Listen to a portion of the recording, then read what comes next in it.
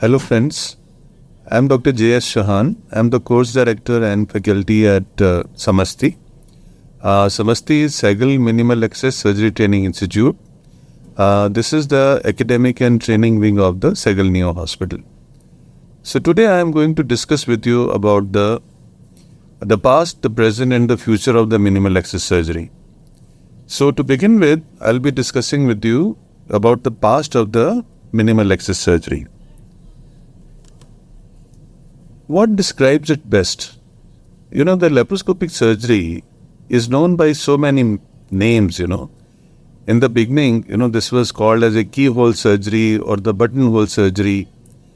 And then people started calling this surgery as a endoscopic surgery. And then later on, the other terms were coined as minimally invasive surgery, and then the minimal access surgery. So out of all of these names, the endoscopic surgery, it gives a connotation. The endoscopy as we do for the upper and lower GI endoscopy or the hysteroscopy or the cystoscopy. So it does not encompasses the whole spectrum, of the minimal access surgery. And then the term minimally invasive surgery, which was coined by one English urologist, Mr. John Wicker. So this also gives an impression that, this surgery, is less invasive. But this is not true. Inside the abdomen, we are fully invasive. So whatever we can do, whatever dissection, whatever resection that we can do with the open surgery, all we can do, with the this laparoscopic surgery also. So the best term to describe the laparoscopic surgery is the minimal access surgery. So the only thing is that our access to inside the abdomen is minimal. So by definition, the minimal access surgery, this is a means of performing the surgical procedures through small incisions. And this surgery is performed, using miniaturized high-tech imaging systems, insufflators, and special long cylinder instruments. So what does it do? It minimizes the trauma of surgical incisions and exposure, and, this decreases the wound-related morbidities. What made minimal access surgery possible? These were the technological advancements, in the endovision, in the form of refinement, of the telescopes or the Hopkins rod lens system. And there were also, advancement in the miniaturization of the video cameras, the light source cables, the light sources, and the monitors. Along with these, so there were technological advancements, in the insufflation devices, and there were also advancements, in the refinement, of the energy sources. So all these made, the minimal access surgery possible. So in today's time, from head to toe, every organ, of the body can be accessed by using the telescope. So scopy, as you know that it means viewing and also observing or examining. So you can just prefix the organ, we are putting the scope, and now we can do the laparoscopy, we can do the thoracoscopy, we can do the hysteroscopy, we can do the axilloscopy. So starting right from the head to toes, So everything is possible using the minimal access. So how this was made possible, we must little bit learn about the history of minimal access surgery. So, the mankind, has always been anxious or have been trying to develop, the means to access the various body orifices. In 1805, the Frankfurt-born physician Philip Bozzini, he was among the first one to develop methods to examine body orifices. So at that time, he developed the simple, the nasal speculum and the speculum, which is used to examine the external ear. And then throughout the mid-18th century, the several scientists, they attempted to construct the endoscope-like instruments. The first effective open-tube endoscope was developed in 1853 by Desormeaux, and this instrument was used to examine the urethra and the bladder. So why, this was used, to examine the urethra and the bladder? Because in female patients, the length of the urethra is very small, and easily, by going through the urethra, you can inspect the bladder of the female patient. So then in the late 18th century, other physicians, including Kussmaul and Nitz, they refined the original endoscopic models and began utilizing their new tools in their medical practices. Then, by 1901, the Von Ott, he inspected the abdominal cavity of a pregnant woman. So here you can see this photograph, and what he saw inside, nobody knows, because at that time there were no light sources, there was no light cables. So what he saw, it's very difficult to tell. So then, the George Kelling, he performed a procedure, called chilioscopy. This was closer to the definition of a modern laparoscopy.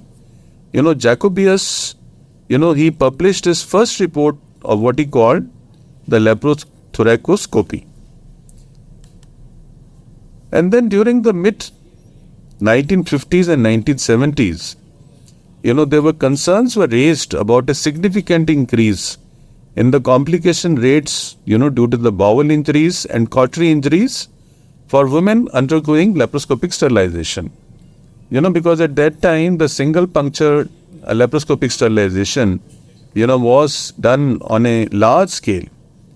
And then, because of these injuries, the laparoscopic surgery was effectively banned in Germany from 1956 to 1961. Thereafter, in the year 1971, Dr. Harith Hassan, who was a gynecologist himself and SLS past president, he developed the Hassan-Rocard, for the open XX technique of creating the pneumoperitoneum. Between 1960s and 1970s, Kurt Sam, who was a German gynecologist, he contributed greatly, to the laparoscopic technology.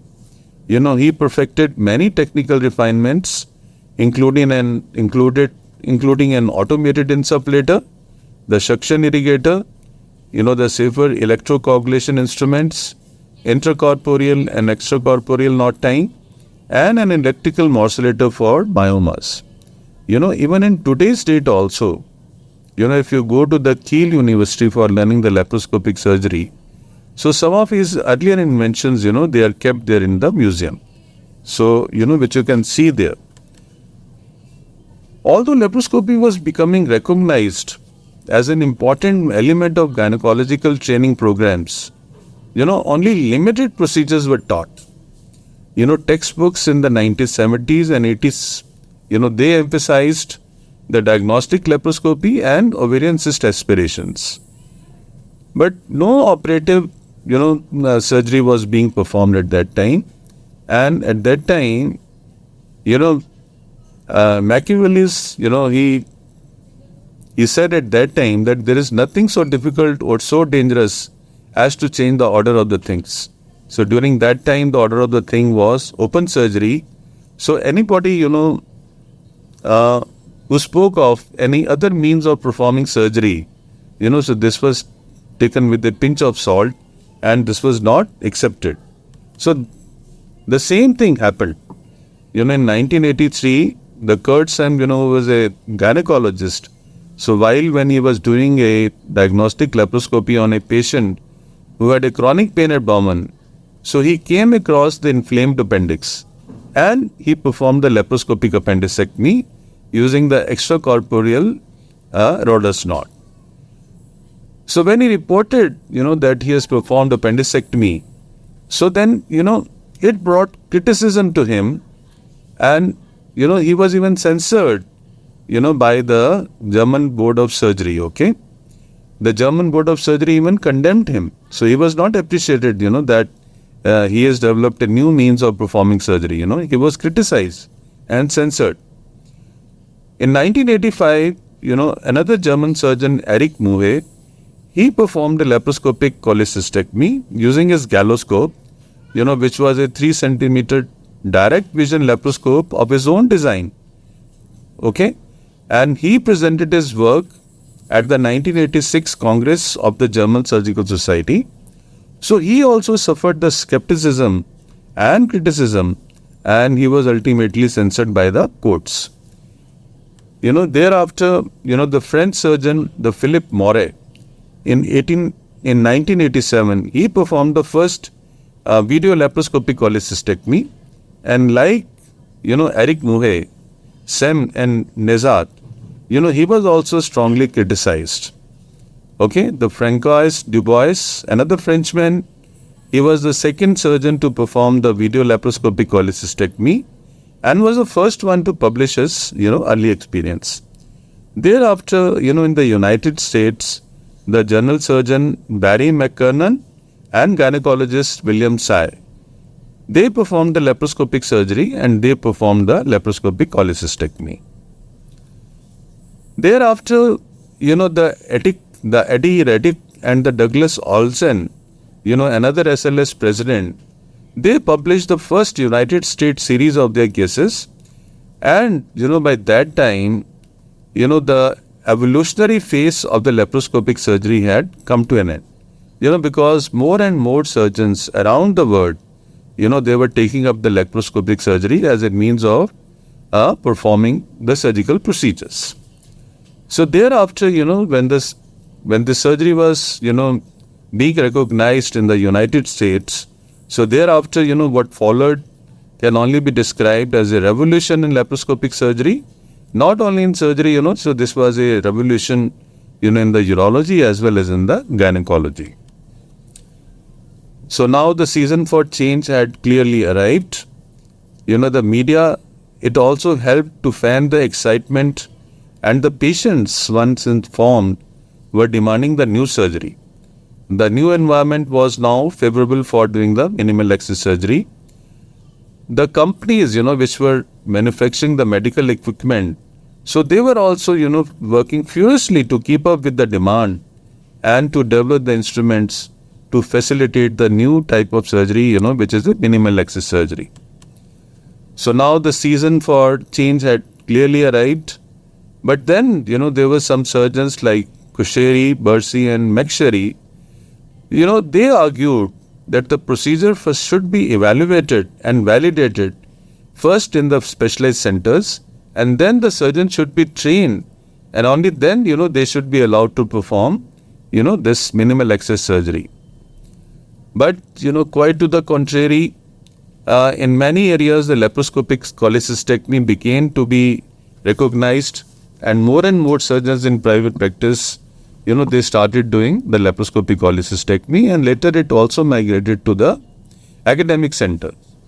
By this time, the Thomas Dent, he summarized this unstoppable tide and writing that there is no organization with enough authority to prevent surgeons from performing these procedures, even if such restrictions were desirable.